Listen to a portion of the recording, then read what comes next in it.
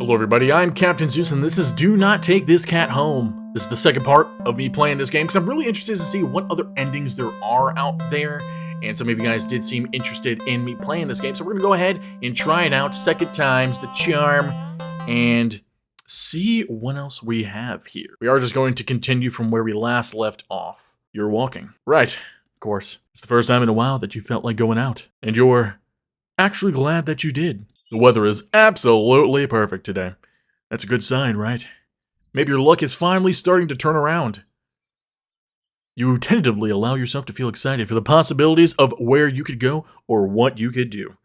Maybe even who you could meet. You're so deep in thought that you almost miss it. Meow. Huh? What was that? Curiosity guiding your steps, you follow the sound to the entrance of a lonely alleyway. The sunlight only just manages to reach down in between the tall buildings on either side. You timidly enter the alley and walk forward, the loose gravel and scattered debris on the ground softening your steps.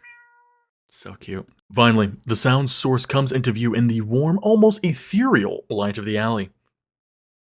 And at the end of the alley, in a big cardboard box, is a cat. Guess that should have been obvious, huh? So cute. It's an interesting looking cat. Its pretty yellow eyes shine like gold among the dark sea of its black fur.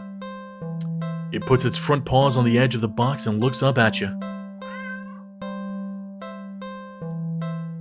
So cute. It looks so familiar, right?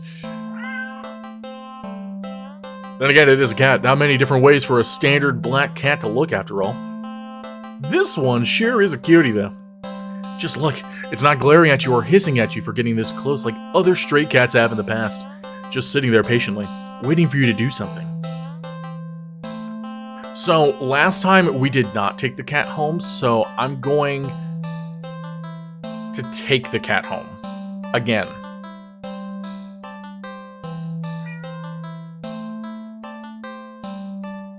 Well, why not? Right? You barely reach out your arms before the cat eagerly leaps into them and climbs up onto your shoulders. It bunts its head into your temple, nuzzling against it. That's so freaking cute, dude. You can't help but smile at the cat's enthusiasm. Let's get out of here, yeah? On the way home, you briefly consider getting cat food. But that would be a waste of time. I'm sorry?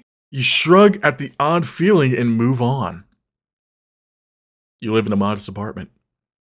1 bedroom, 1 bathroom. One you living alone in it.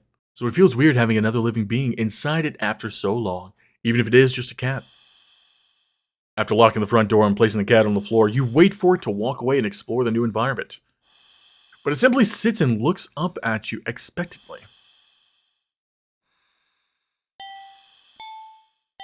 Let's do something with a cat. Like what?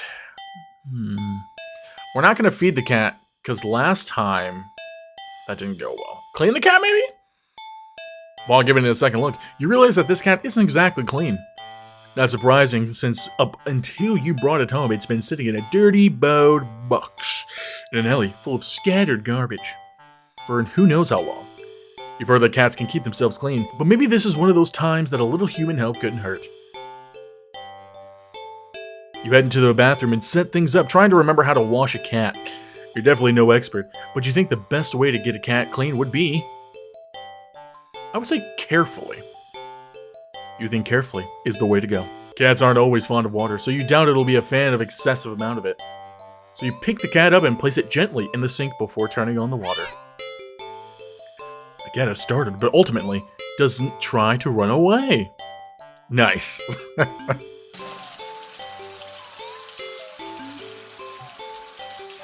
You lather your hands with some soap and carefully give the cat a thorough half scrub, half massage. After a few minutes, you rinse the cat completely and gather it in a blanket, drying it. Then you take a brush and carefully run it through the cat's fur.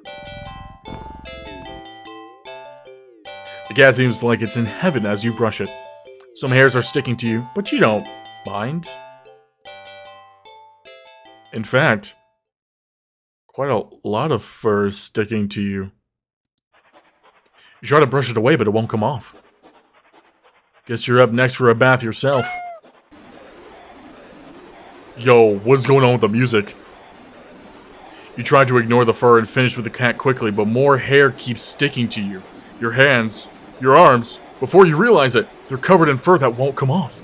It's thick enough that you try to just yank it off, but... Ow! What?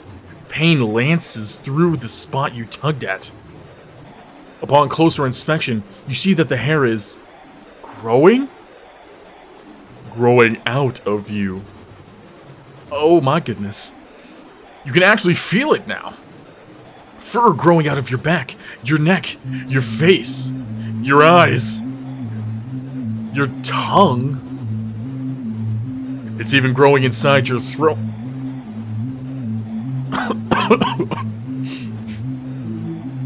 What the frick is going?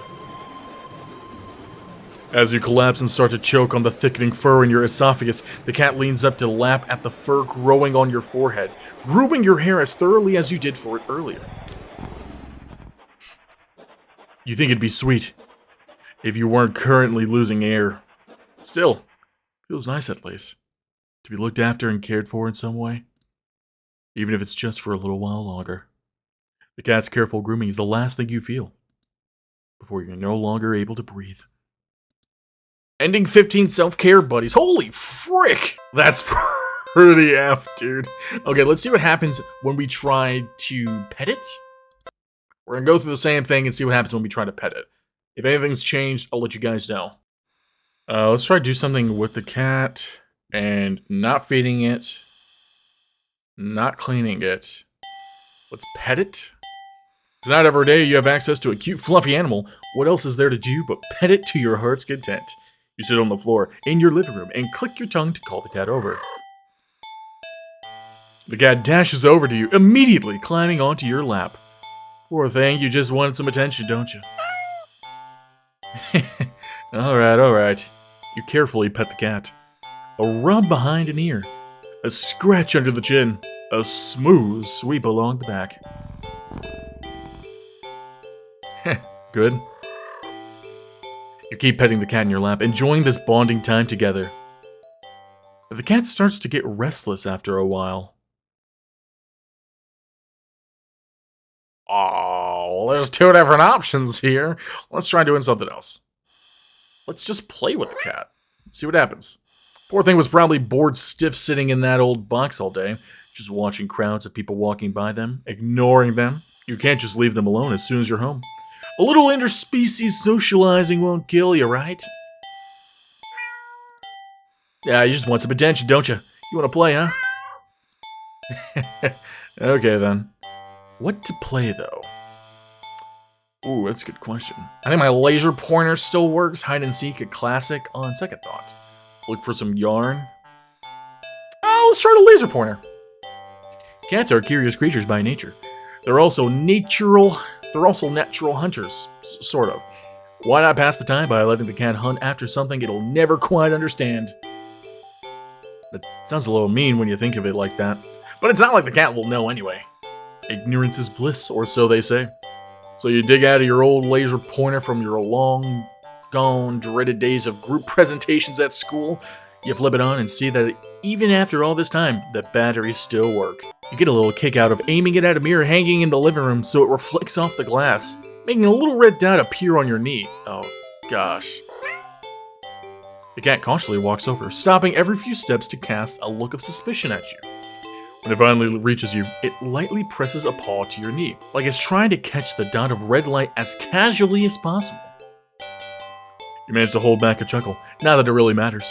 The cat isn't paying attention to you at all, entirely focused on the light now resting on top of its paw. You move the light a little higher above your... This sounds like it's going to go horribly wrong. The cat reacts immediately, trying to pin the light down, but in the next second, you're already moved it to the floor. The cat jerkily follows, attempting a more energetic pounce when you shift the red dot. Over there. Over there. And over there. And by the couch. On the couch. The cat might be ignoring you, but you're certainly enjoying yourself. It's been a while since you've laughed this much. You're laughing so much, in fact, that you accidentally shift the red dot onto a lamp beside the couch. In its haste to get the light, the cat leaps onto the lamp, sending them both to the ground. Oh, snap. Oh my gosh. The cat is sitting in the middle of the former lamp's broken shards, back hunched, its head whipping around back and forth as if in panic. You quickly turn off the laser pointer and rush over.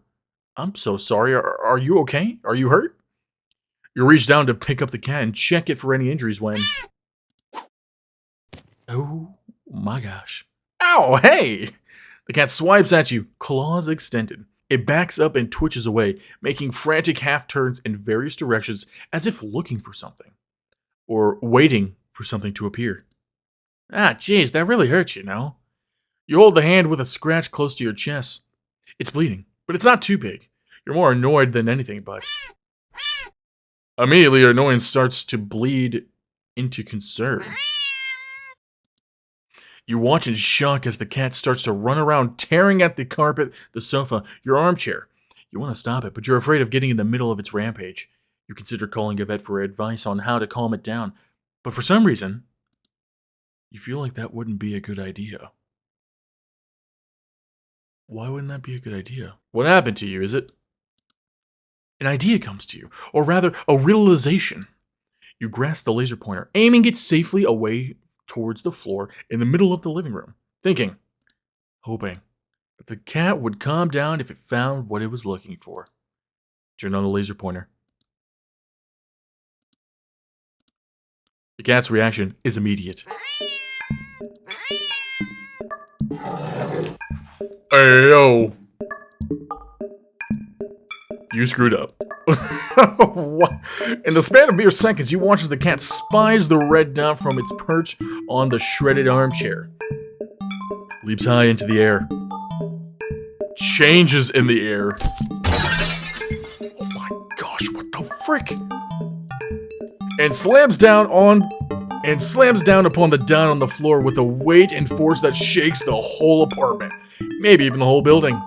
You wonder dazedly how none of the other tenants have rushed over to complain about the noise. Yet as you stare at the sight in front of you, the cat has somehow grown in size. Eyes bulging and glowing, tail thrashing, teeth enlarged, bared, and covered alarmingly in a bubbling froth. Its giant claws rip and shred through the carpet, through the floor tiles, and even below them, ravenously trying to get at the red dot. Your hands are shaking. You don't know what to do. You feel trapped. You have to get away. Get it away from you. You slowly back up towards the door. The light moves with you. Instinctively, you flick the light away, this way and that, the cat stampeding after it. Oh gosh. So fast. Smashing through the TV, breaking the couch in half. Too fast. Bulldozing through the wall into the hallway. A chance! You turn, intending to bolt out the door and never come back, but in your haste, you forget something. You forget several somethings. You forget the laser pointer, gripped like a lifeline in your hand. You forget the mirror, still miraculously hanging on the wall next to the hallway. The laser reflecting off of it, putting a small glowing red dot on the back of your head. And as you reach the door, you forget that it's locked. We are so screwed. Oh! You don't even have a chance to turn around before the cat lunges all the way across the room at you.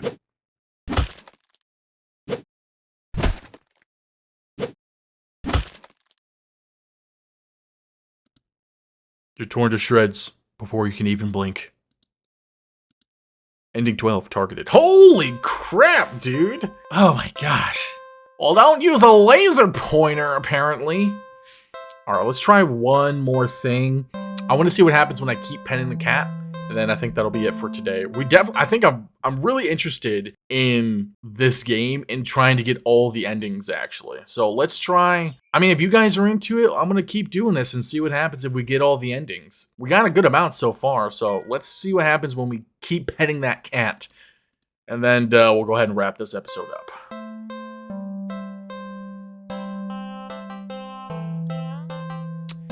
gonna do this. Sadly, as cute as the cat is, you'd never take that thing home with you. Ooh, I don't remember it being like that.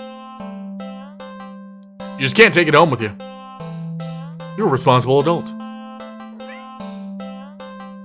You are. With random bills to pay for, not to mention you need to buy food and to survive too. There's no way you could care for a cat long term, right? You can barely afford this little outing on your day off. What to do? So, I'm gonna try to leave the cat and then come back and grab it, see what happens. You don't think it's a good idea to get the cat's hopes up of having someone look after it, if you're not willing to commit. What if it gets attached and somehow tracks you down back to your home? Whoa, I think it said you'd never get away from it. What the frick? Sorry to see you around, I guess. Stand up and the cat watches your every move. You make it halfway out of the alley when the cat meows almost pitifully at you. Alright, we're gonna turn back. Aw, how are you supposed to walk away from that? What kind of monster would you be if you could? You sigh a little and walk back to the cat. It looks almost hopeful, its tail swishing faster as it leaps up a little more towards you, as if eager for your next move. Alright, we'll stay. It's strange. The more you hesitate to leave the alley, the more you find yourself wondering. What's the point? You'll go where? Do what? What's the point when you're always doing all of it completely and utterly alone? Even going home to your apartment wouldn't help, would it? One bedroom, one bathroom, and one you living alone in it. It's been like that for so long. So long.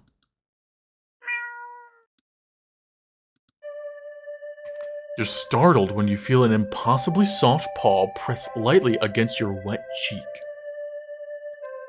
You didn't realize you'd been crying. Or that your little breakdown had literally brought you to your knees, right in front of the cat's box. You feel slightly embarrassed, but the cat responds as if it can sense your self-depreciating feelings creeping in. It presses its paw on your cheek 3 times in quick succession, as if trying to slap you out of your melancholic state. But they're so light, the slaps feel more like getting gently and eagerly patted. Petted, I suppose. You can't help but laugh a little. Can't believe I'm having a little meltdown in a dirty old alley, with a stray cat comforting me. You smile and show your gratitude with a scratch on the cat's chin. Thanks, I'm fine really. That just happens sometimes. I really do like being alone most of the time. It's the only time I feel comfortable being myself, you know. But even I get lonely every now and then. It's easy to ignore when I'm keeping myself busy. That's why I pushed myself to go out today, I think. Or maybe I was hoping to make a friend or something. Though I guess that wouldn't be a good idea. I doubt someone like me would make for a very good friend to anyone.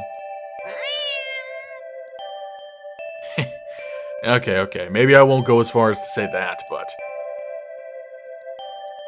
You stay. And just talk to the cat. About anything that comes to mind. Your isolation, your loneliness, your many fears, your losses, your emptiness. Although, the longer you stay there, the smaller that once significant emptiness feels. It's been so long since someone just listened.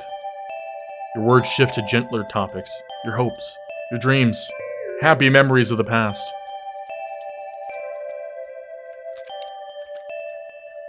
As you talk, you don't even notice the once cold concrete walls of the alley becoming flesh-like, warm and pink.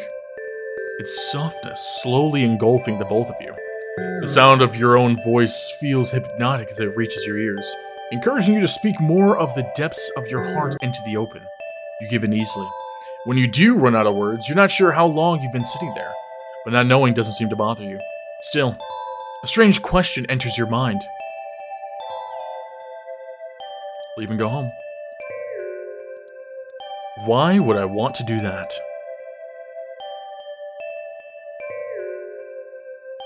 You're too tired to move. Pouring out your heart and soul has taken a surprising toll on you, but you have no regrets. You're so happy. You don't think you've ever felt so heard, so seen. You lean forward to rest your head on the box.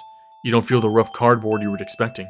Instead, you find yourself resting on a mass of something. Something soft and slightly damp and warm.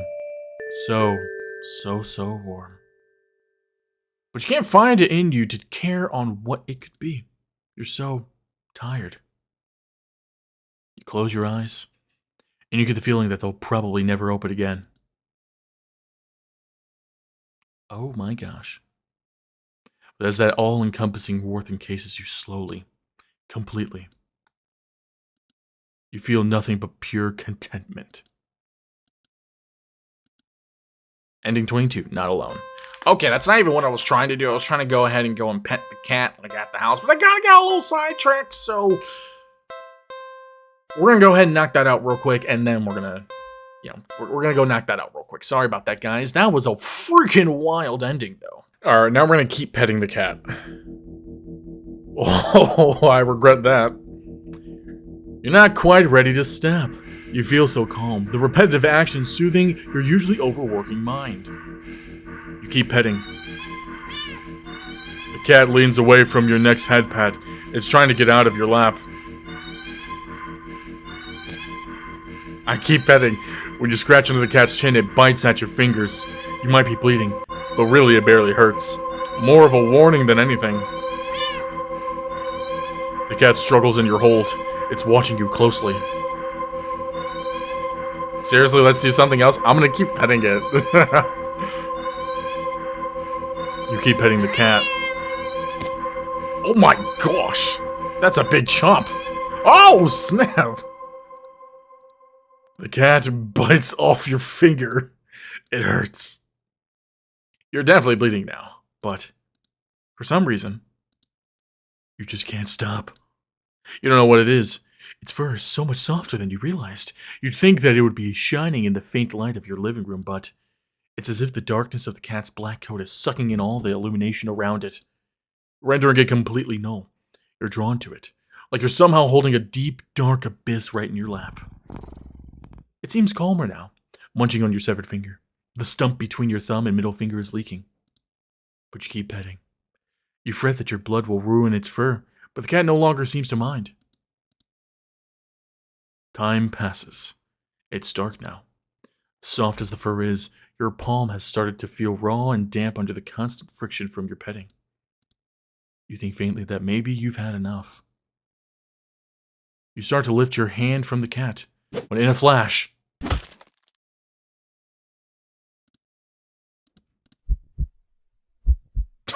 my gosh. Your entire hand is separated from your wrist. It flops onto your lap beside the cat. The cat's claws on its front right paw glisten with crimson liquid. You don't feel it for a moment, but your body tenses, anticipating the pain as you blankly watch the cat lick at the bloody palm of your severed hand. It hurts. It really, really hurts. Then, the cat looks up at you, and you feel compelled to keep petting. You're reluctant, but you're also afraid of what will happen if you don't heed the call. What will you lose next if you try to resist again? You were hurt for your insistent petting earlier, and yet now you've been hurt for trying to stop. It defies all logic, but that's what scares you. There's no reasoning with such fickle whims. You feebly try to raise your uninjured hand to pet the cat, but it stiffens, golden eyes glinting dangerously. Well, all right then. You raise your bleeding stump and resume your petting to the best of your ability. Oh my frig, this is so effed. You pet. And you bleed. You pet. And you bleed. You pet. And you bleed. You pet and you. Ending setting personal boundaries. Yo, this game is so freaking wild. Well, I hope you guys enjoyed this second part here. Let me know if you want to see me continue on with playing this game, and if you want to see me do any of the other endings. There is, wow, 40 of these. I could see it. I'm Captain Zeus, and I'll catch you guys later. See ya.